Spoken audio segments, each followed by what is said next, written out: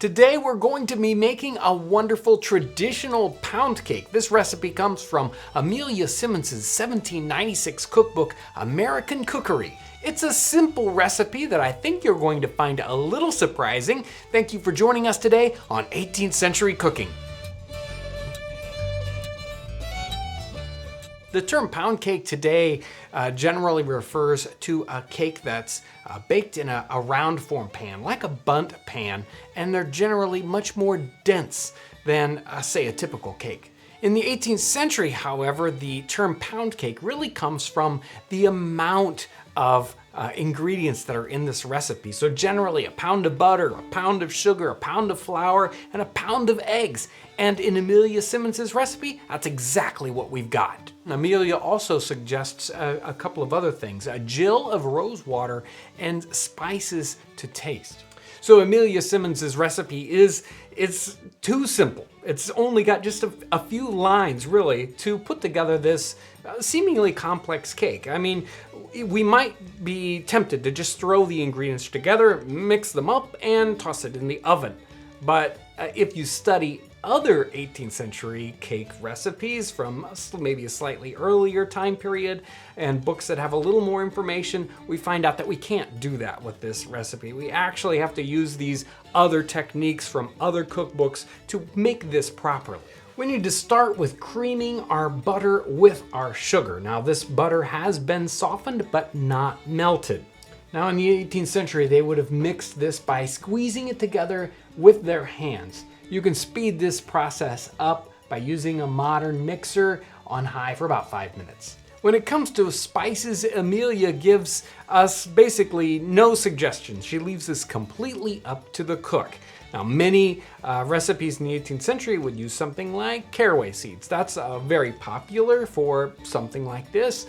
But today we're going to be using some nutmeg and a little bit of cinnamon, both also very popular 18th century spices for this kind of a cake.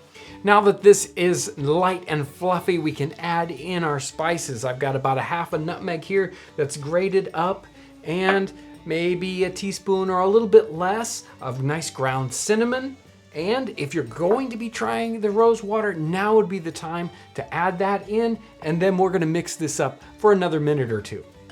So let's talk a little bit first about rose water. And rose water is used in this, or she mentions rose water in this recipe. Rose water was very popular in the 17th century, early 18th century in cooking.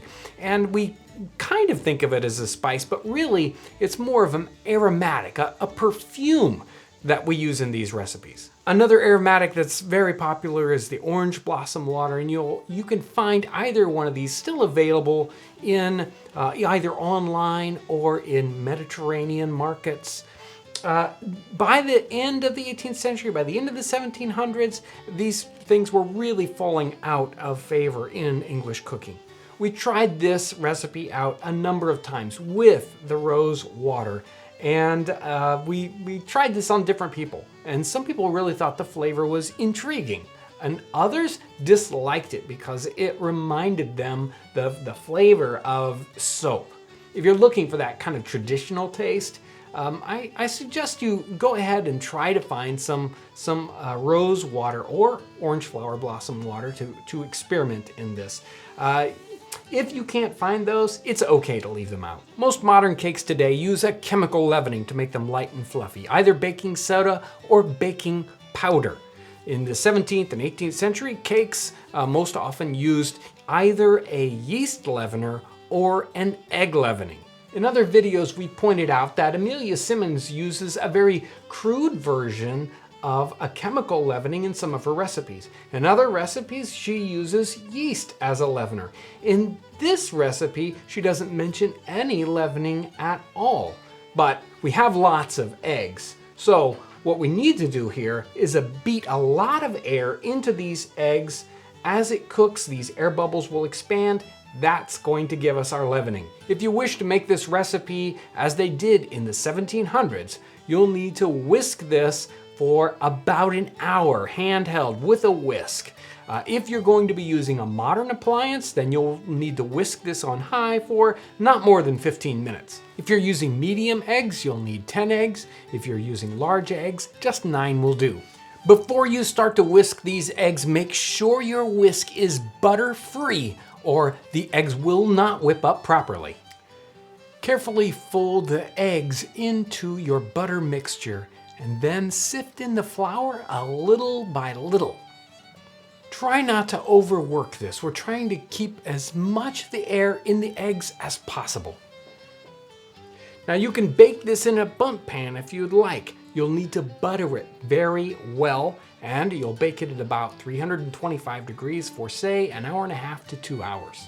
Other recipes we found used a cake ring, either a tin cake ring or a wood cake ring that was lined outside with paper and the inside buttered. But Amelia Simmons' recipe suggests baking this for just 15 minutes. Now this gives us another clue into how this version was made. The word cake in the 1700s could apply to a great cake, and we covered something like a great cake when we did our 12th night cake recipe. Now these cakes were huge. Sometimes they were 20, 30, 40 pounds or more. But the word cake can also refer to something much smaller, something that we today would call a cookie. And in fact, the first kind of reference in at least American cookery and English cookery is Amelia Simmons' reference to the word cookie here that she borrows from the Dutch. So if we take into account this 15-minute cooking time, there is no way that this could be baked as a big cake in a bundt pan or in one of these wooden forms. This most likely was baked as a cookie on a baking sheet, probably on paper. They might have baked them in small, say, little tart tins that were buttered, or even in a little paper tray or cup that we've seen some references to in 18th century cookery. We won't need to butter the paper or treat it in any way. Once these cookies cool all the way off, we'll be able to just peel the paper away. If you're baking these at home, they'll bake for 15 to 20 minutes at a temperature of about 325 degrees Fahrenheit. Make sure to preheat your oven. You'll need to watch these closely so they don't burn. Let them cool completely before you try to remove them from the paper. Let's give these a try. They look wonderful. It's actually got a really nice soft texture to it. We have a wonderful, simple yet complex flavor to them. Nice and sweet. Again, really, really good texture. Nice and soft. You can definitely taste the nutmeg and the cinnamon in there. It would be really interesting to have these with a little bit of that rose water. These are wonderful and really simple. And can you imagine if you baked 4 pounds of these guys? It's likely that you either had a really big crowd to feed, or you would double bake these to dry them up so that they would last for quite a while. And let's look at one of these little bigger ones, this cupcake version here. And I can break this open here and you can see the texture. It's got a really nice cakey texture to it. This is not dense at all. Really, all that air whipped in there did a tremendous job of leavening this. It's really good. Well, this one turned out great. I love these. In fact, I could eat them all day. I'm not going to. You should definitely try this one out. They are excellent. If you are interested in living history or reenacting, make sure to check out our Getting Started course. It's real simple. You sign up for it on email. It's free, and you get special videos about how to get started with a little bit of kind of in-depth information. You'll love this series. Also, make sure to check out our website, and you can get one of our print catalogs from our website. This is really good. I want to thank you for coming along as we try these things out, as we savor the flavors and the aromas of the 18th century. If you're new to our channel, I want to welcome you. You can subscribe by clicking the button right up here. Also, check out our related videos. Thanks so much for watching.